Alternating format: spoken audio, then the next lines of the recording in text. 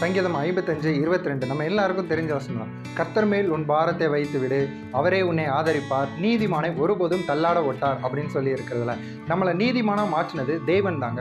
நம்மளுக்கு ஒரு கஷ்டம், ஒரு கவலை, ஒரு வேதனை வருது அப்படின்னா அது தேவனுக்கு தெரியாமல் இருக்காது. தேவனுக்கு அந்த காரியங்கள் தெரிய தான் செய்யும்.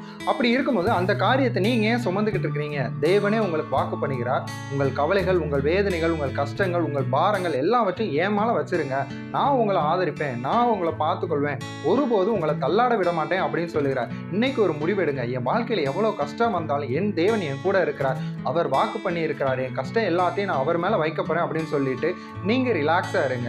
இதில் ஒரு சிலர் இருக்கிறாங்க, என்னென்னா கவலை எல்லாத்தையும் கர்த்தர் மேலே வச்சிருவாங்க. கர்த்தர் அந்த கஷ்டத்தெல்லாம் மாற்றி போடுவாரான்னு சொல்லி கவலைப்பட்டுக்கிட்டு இருப்பாங்க.